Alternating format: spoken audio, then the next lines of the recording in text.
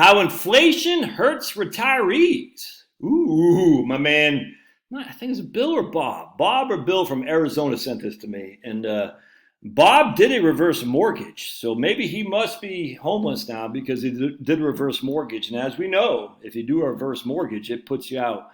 The sheriff comes and knocks on your door and he said, I'm here to inspect.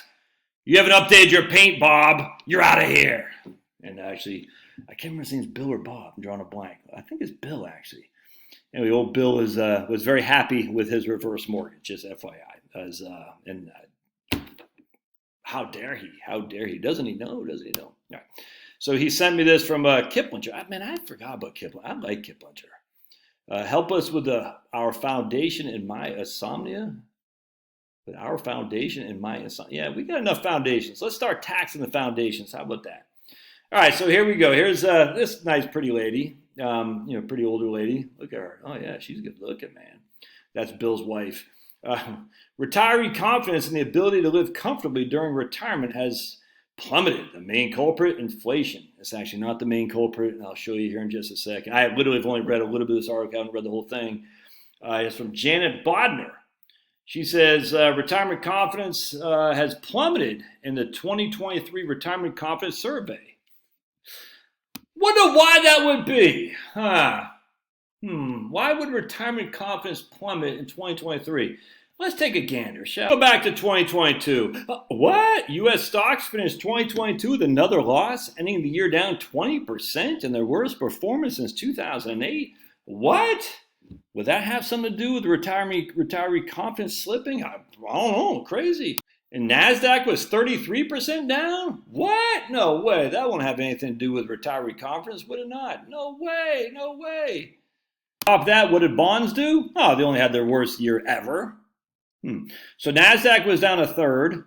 S&P 500 was down a fifth. And bonds had their literally worst year ever. What does that do for retiree confidence in 2023? Every single time there's a down market, retiree confidence, investor confidence falls off a cliff. Every single time. Every single time. Oh, what has S&P 500 done so far this year? Let's take a gander, shall we? Trousers, look at that. Year to date, S&P 500 is up 17.73%. Not quite back to even Steven, because if you're down 20%, you got to be up 25%.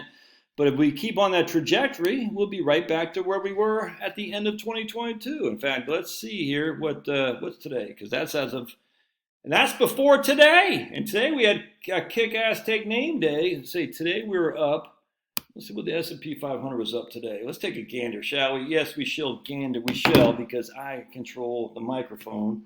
And S&P 500 today was up 37 points, which is another 1%. So basically, the S&P 500 is up spitting distance of breaking even from the last year's debacle of it down 22%. Oh, let's take a look at what the Qs have done. The Qs would be the NASDAQ. Let's just take a look. We'll do the Qs. Q. Let's see. Let's see what we got here. NASDAQ. Oh, my lands. NASDAQ is up. Oh, what the hell? Okay. NASDAQ is up 41% this year. All right, so if you're down 33%, I think you've got to be up 50% to break even.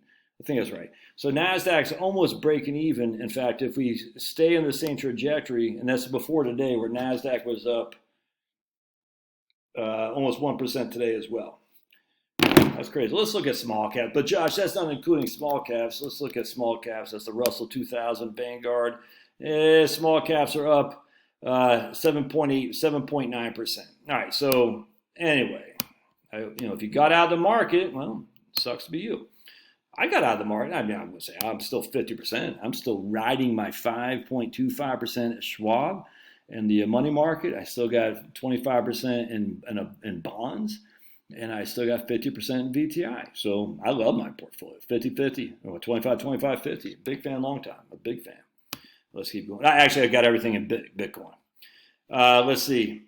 Inflation has been the biggest impact, says Craig Copeland, director of the EBRI, Employee Benefits Research Institute, which I'm a huge fan of. 42% of the high cost of living has contributed to the loss of confidence, and 25% cited a lack of savings. 25% cited a lack of savings. Interesting. When things cost more, that leaves less for savings.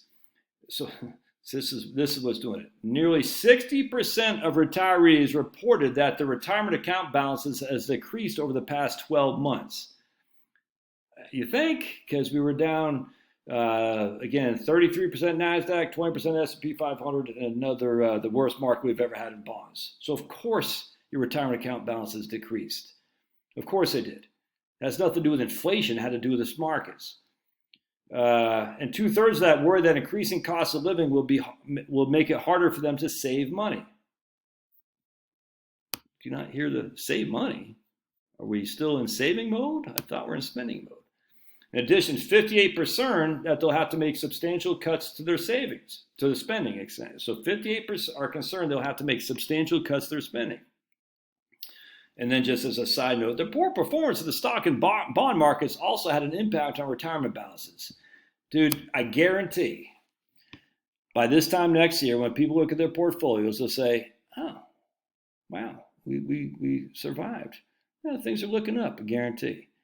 Because they hear the negativity on stocks and bonds and it drives their perception of the reality. It's literally just that simple. It's nuts.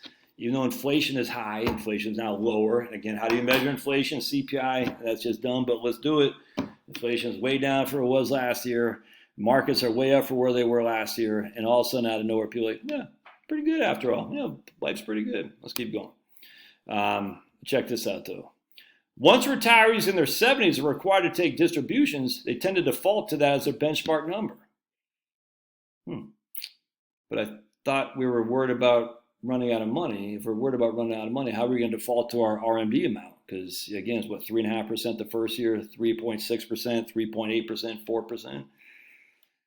Before that age, there's a large variance in how much they withdraw, depending on how much they need.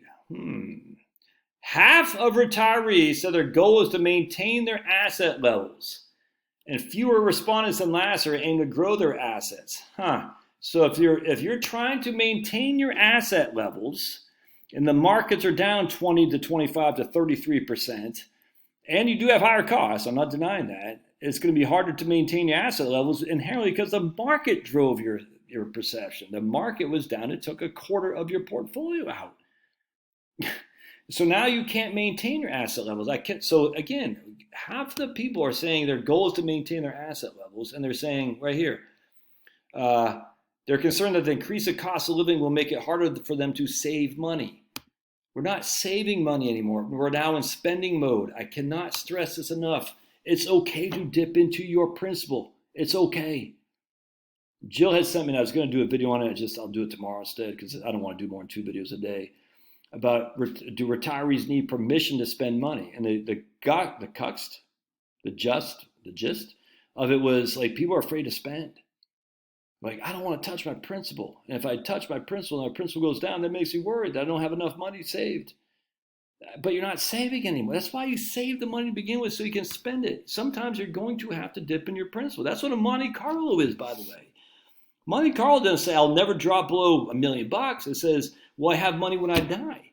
Sometimes I got to go well below $1 million, but hopefully the market's picked back up like they've done this year. The market's very, very, it's amazing how the markets work. I mean, it doesn't make sense. It could be fraudulent, all that stuff. I grant you, all that stuff. But it is what it is, man. What are you going to do? Freaking, you're going to be the one guy standing out there saying the market's a fraud. I mean, it is what it is. This is the world we're living in, man. Not the world we want, the world we're living in. So just, all right. How do people tend to default to their RMD if they're running out of money? That doesn't make any sense. We had the pandemic. People could take for quite a while before the pandemic, people could still take their RMDs and increase their remaining balances. See, this is the issue. Last year, we didn't increase our balances. We decreased them when people were scared. I grant you, that's not the difference. That's not what's happening today.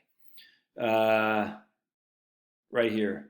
At the same time, 2/3 of retirees says their financial priority is to have income stability rather than maintain wealth. Well, that's two completely competing entities. Income stability rather than maintaining wealth, but they don't want to they don't want to see their portfolio going down. The easiest way to have income stability is just do annuities. Now their interest rates have risen, money market investments are more attractive, but over the long term, stable value funds have outperformed money markets. Yeah, but right now, stable value funds are getting smoked and money markets are looking good. Nothing wrong with going back So stable value funds when they outperform. Are annuity products still a tough sell? Yep. Many people don't understand annuities and they think they're being sold. They think they'll die before they get their money out. Well, that doesn't make any sense. I thought income stability is the first priority. Well, you're going to die before you got your money out. You still have stable income. But Josh, don't you know? Again, people want the world, and they're not going to get the world. There are sacrifices. We have to make decisions. It's called discrimination. We're going to have to choose. It's a scarce world we're living in. That means choices have to be made. What do you prefer? Do you prefer a stable income or not to happen in your portfolio? Do you prefer to have stable income? If you want stable income is the most important thing. The way to do that is with annuities. There's just no other way around that. But they're not paying anything. Okay, well, if you're saying they're not paying anything relative to what you could do on your own, and you can try to create your own stable income, how do you do that exactly? Dividends fluctuate, interest rates fluctuate. That's not stable income. It's just you can't have your cake and eat it too. You just can't. Do you see more options provide retirees a steady stream of income? Who cares? How do retirees feel about Social Security? Retirees who are on Social Security feel they'll keep getting it, but Medicare is a different story.